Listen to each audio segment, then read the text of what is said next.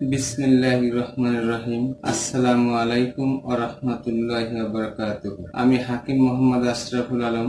আজ আলোচনা করব যৌন রোগ বা যৌন দুর্বলতা কি, কেন হয় এবং এর স্থায়ী ও প্রাকৃতিক চিকিৎসা বিষয় নিয়ে। যারা হকার বা ফার্মেসি থেকে আন্দাজে বিভিন্ন প্রকার যৌন উত্তেজক ওষুধ খেয়ে যৌন ক্রিয়াকে আস্তে আস্তে শেষ করে ফেলেছেন, এমনকি মনে করছেন জীবনে আর কখনো যৌন মিলন করতে পারবো না, আপনাদের জন্যই আজকের এই আলোচনা।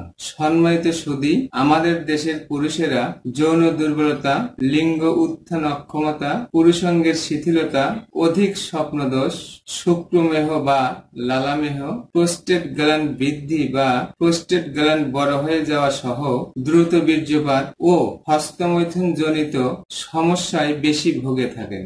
আর এই সমস্যার প্রধান কারণ যৌন শিক্ষার অভাব এবং যৌন শিক্ষাকে ঘৃণার চোখে দেখা। যৌন রোগ বা যৌন দুর্বলতার স্থায়ী সমাধান পেতে ভিডিওটির শেষ পর্যন্ত দেখার আমন্ত্রণ জানিয়ে শুরু করছি। সম্মানিত সুধী, আমার চ্যানেলটি এখনো যারা সাবস্ক্রাইব করেননি, এখনই সাবস্ক্রাইব করে নিন এবং নতুন নতুন স্বাস্থ্য বিষয়ক পরামর্শ পেতে বেল আইকনে ক্লিক করুন। ভিডিওটি শেয়ার করে অন্যদের দেখার সুযোগ করে দিন। আপনার একটি শেয়ারে উপকৃত হতে পারে লক্ষ লক্ষ রোগে আক্রান্ত রোগী। আসুন প্রথমেই জেনে নেই যৌন রোগ কি।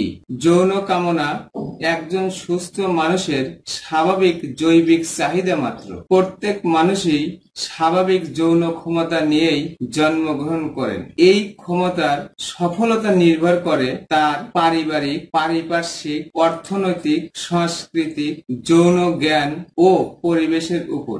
যখন কোনো পুরুষ তার যৌন সঙ্গিনীর প্রত্যাশা পূরণ করতে পারে না, তখনই আমরা তাকে যৌন অক্ষমতা বা যৌন দুর্বলতা বলে থাকি। অন্যভাবে বলতে গেলে একজন পুরুষের পুরুষত্ব প্রকাশের বিভিন্ন শিল্পকলা পরিপূর্ণভাবে ব্যর্থ হওয়াকেই আমরা যৌন দুর্বলতা বা ধ্বজভঙ্গ বলে থাকি। রোগটাকে বলি ইম্পটেন্সি এবং রোগীকে বলা হয় ইম্পটেন্ট। মনে রাখতে হবে যে ধ্বজভঙ্গ অর্থ লিঙ্গ উত্থান অক্ষমতা সম্পূর্ণ হ্রাস পাওয়া নয়। ধ্বজভঙ্গ ব্যক্তিরও যৌন উত্তেজনা থাকে, তাদের লিঙ্গ শক্ত হয়। এক কথায় বলতে গেলে সন্তোষজনক ভাবে পূর্ণ কামনা বা যৌন মিলনে পরিপূর্ণ পরিতৃপ্তির জন্য লিঙ্গের পরিপূর্ণ উত্থান অক্ষমতাকে বলা হয় পুরুষাঙ্গের শিথিলতা। সম্মানিত সুধী, ভিডিওটি শেয়ার করে অবশ্যই অন্যকে দেখার সুযোগ করে দিবেন। লাইক দিয়ে আমার সাথেই থাকুন। দর্শক, আসুন জেনে নেই কি কি কারণে যৌন রোগ হয়ে থাকে। দৈহিক কারণের মধ্যে রয়েছে শারীরিক অক্ষমতা, পুরুষ অঙ্গে রক্ত চলাচলের বাধা, যৌন অঙ্গের আকার ছোট, জন্মগত বিকলতা, অন্ডকোষের কোনো সমস্যা ইত্যাদি। বিভিন্ন প্রকার মানসিক কারণের মধ্যে রয়েছে মানসিক দুশ্চিন্তা, নিজেকে অপরাধী ভাবা, বিষণ্ণতা, যৌন রোগের প্রতি ভয়, নিয়ম বহির্ভূত যৌন ক্রিয়া সম্পন্ন করা, যৌন বিষয়ে জ্ঞান অর্জন না করে দাম্পত্য জীবন শুরু করা। বিভিন্ন প্রকার রোগের মধ্যে রয়েছে ডায়াবেটিস ছাড়াও মায়োকার্ডিয়াল ইনফ্রাকশন, আইবিএস, পুরাতন আমাশয়, পেট ফাঁপা, বদহজম, অজীর্ণ, স্নায়ুতন্ত্র, রেচনতন্ত্র, শ্বসনতন্ত্র, মূত্রতন্ত্র বা কিডনি ও লিভারের কোন রোগ, টেস্টোস্টেরন হরমোনের লেভেল কমে যাওয়া এবং প্রোল্যাকটিন হরমোন বৃদ্ধি পাওয়া, এমনকি পিটুইটারি গ্ল্যান্ডের কোন গোলযোগের কারণেও দেখা দিতে পারে লিঙ্গ উত্থান অক্ষমতা বা যৌন দুর্বলতা।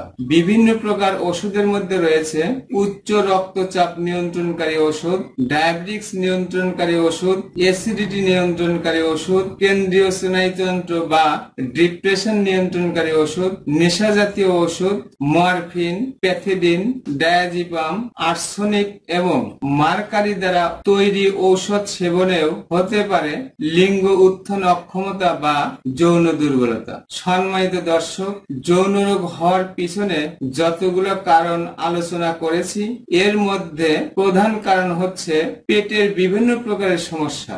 সুতরাং পেটের চিকিৎসা না করে যৌন রোগের চিকিৎসা করে ভালো ফল আশা না করাই উত্তম। দর্শক, আসুন জেনে নেই যৌন রোগের স্থায়ী ও প্রাকৃতিক চিকিৎসা। ইউনানি চিকিৎসা সম্পূর্ণ পার্শ্ব প্রতিক্রিয়া মুক্ত চিকিৎসা ব্যবস্থা। ইউনানি চিকিৎসায় শুধু যৌন রোগ নয়, শরীরের যে কোনো সমস্যা স্থায়ীভাবে সমাধান করা সম্ভব ইনশাআল্লাহ। সম্মানিত দর্শক, মনে রাখবেন, প্রাকৃতিক ঔষধ কখনোই তাৎক্ষণিক যৌন উত্তেজনা বৃদ্ধি করে না। প্রাকৃতিক ঔষধ সেবনে যে কোনো রোগ স্থায়ীভাবে সমাধান করে। যে ঔষধ তাৎক্ষণিক যৌন উত্তেজনা বৃদ্ধি করে, সে ঔষধ আস্তে আস্তে আপনার যৌন ক্ষমতাকে হ্রাস করে। এই ঔষধ কখনোই স্থায়ী চিকিৎসা হতে পারে না।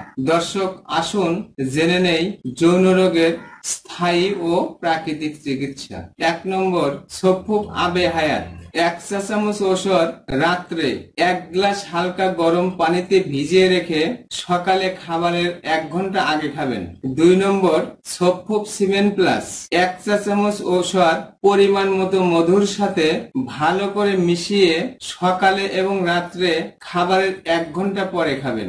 উপরোক্ত ঔষধ সেবনে যৌন দুর্বলতা, লিঙ্গ উত্থান অক্ষমতা, লিঙ্গের শিথিলতা, স্বপ্ন দোষ, মেহ প্রমেহ, ধ্বজভঙ্গ, এমনকি যারা আশা ছেড়ে দিয়েছেন আর জীবনে কখনো যৌন মিলন করতে পারবো না, তারাও স্বাভাবিক জীবনে ফিরে আসবেন ইনশাআল্লাহ।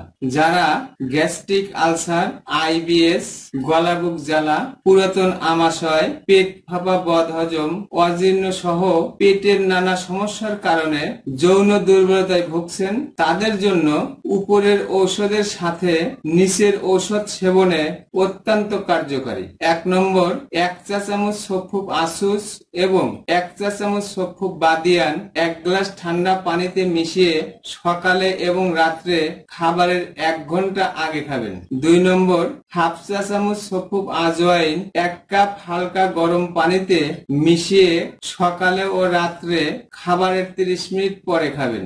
সম্মানিত দর্শক, উপরোক্ত ঔষধ সেবনে উচ্চ রক্তচাপ, হৃদরোগ ও ডায়াবেটিক্সের রোগীরাও যৌন রোগের স্থায়ী সমাধান পাবেন ইনশাআল্লাহ। পরামর্শ: ঔষধ সেবনের পাশাপাশি পরামর্শ মেনে চলতে হবে।